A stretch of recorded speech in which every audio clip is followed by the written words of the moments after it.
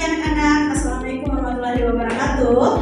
Hari ini saya Rosina Waigoma akan mempresentasikan tentang materi tentang penerapan metode pembelajaran Value Clarification Technique Web atau FCT untuk meningkatkan hasil belajar PKN siswa kelas 4 Madrasah Ibtidaiyah.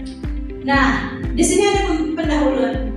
Pembelajaran pendidikan kewarganegaraan (PKN) merupakan salah satu dari beberapa mata pelajaran yang diajarkan di dalam kurikulum tingkat satuan pendidikan sekolah dasar.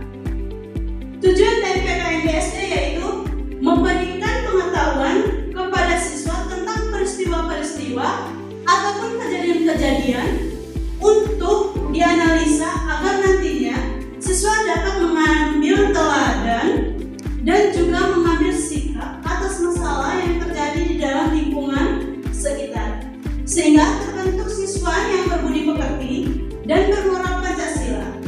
Sikap cenderung memperhatikan perasaan dan perbuatan, mencakupi perasaan dan perbuatan dari diri seseorang yang sangat berbagi dengan minat, nilai, penghargaan, pendapat. Yang kedua, metode penelitian.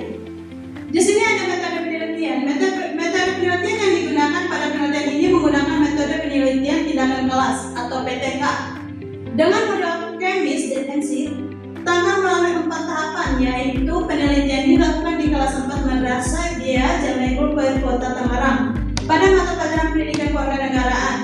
Subjek penelitian adalah siswa kelas 4 dengan jumlah 15 siswa.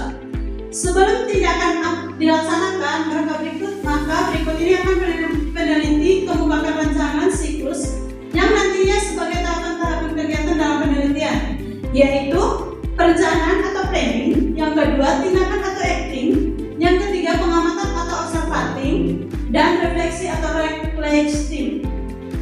Yang pertama itu adalah tahap perencanaan. Yang pertama, tahap permohonan izin kepada kepala sekolah dan guru yang nantinya menjadi observer, mengadakan penelitian awal untuk memperoleh data. Terus yang kedua, memperkenalkan model pembelajaran yang lebih efektif untuk mencapai indikator. Yang keempat, menyusun rencana pembelajaran dengan model permainan bahasa. Yang kelima, tahapan sarana dan pelaksana penelitian seperti mempersiapkan settingan ruangan kelas yang variatif dan dinamis sehingga dapat menunjang kegiatan pembelajaran yang dapat mengaktifkan peserta didik, yang senantiasa peserta didik mudah menjangkau sumber belajar yang tersedia dan memudahkan interaksi antara guru dan pendidik. Oke, di sini ada siklus. Yang pertama itu siklus reflect, play atau action atau observation, reflect, action, observation, dan research, revision plan. Oke, yang berikut metode penelitian, tahapan pelaksanaan dan observasi tindakan. Untuk mempermudah pelaksanaan tindakan penelitian, maka peneliti mengacu pada desain pembelajaran atau rencana pelaksanaan pembelajaran RPP yang telah dibuat sebelumnya. Untuk tahapan pengamatan observation dilakukan hal-hal berikut. Yang pertama, pembuatan instrumen penelitian atau kuesioner yang dibuat guru. Yang kedua, pengumpulan data. Penelitian dari mulai siklus pertama sampai dengan siklus terakhir dengan memantau atau mengamati tingkat keberhasilan siswa. Yang ketiga, seluruh data tercatat dalam bentuk tabel data penelitian tindakan di kelas. Yang keempat, siklus 1 membahas tentang arti dan sejarah globalisasi. Pertemuan 1 yaitu proses munculnya globalisasi. Pertemuan kedua dampak positif dan negatif globalisasi. Pertemuan ketiga, globalisasi dalam berbagai bidang kehidupan. Siklus kedua membahas tentang budaya Indonesia, yaitu pertemuan 1 ragam kekayaan budaya Indonesia. Pertemuan 2 kesenian Indonesia, dan pertemuan 3 tokoh-tokoh kebudayaan internasional. Nah, di sini ada mode analisis. Ini dapat digambarkan sebagai berikut. Yang sudah seperti yang saya jelaskan tadi. Yang pertama itu pengumpulan data. Setelah pengumpulan data itu ada penyajian data. Nah, dari pengumpulan data turun ke reduksi data. Reduksi data itu bisa mencakupi penyajian data dan verifikasi atau penarikan kesimpulan. Nah, penyajian data itu bisa juga ke verifikasi atau penarikan kesimpulan. Hasil dan pembahasannya, siklus 1 terbagi menjadi 4 tahapan, yaitu perencanaan, tindakan, pengamatan, dan refleksi.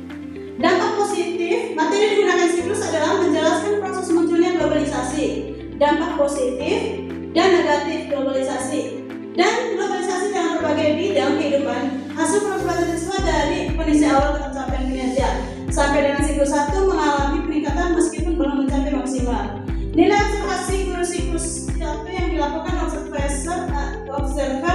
pertemuan pertama mempunyai persentase berjumlah 55%, pertemuan kedua mempunyai persentase yang berjumlah 60%, dan pertemuan ketiga mempunyai persentase yang berjumlah 70%. Dalam observasi siswa siklus 1 yang dapat observasi dari pertemuan pertama mempunyai persentase yang ber-7,05%, pertemuan kedua 64,70%, dan pertemuan ketiga 76,47%. Nah, berikut ada aktivitas tindakan siswa.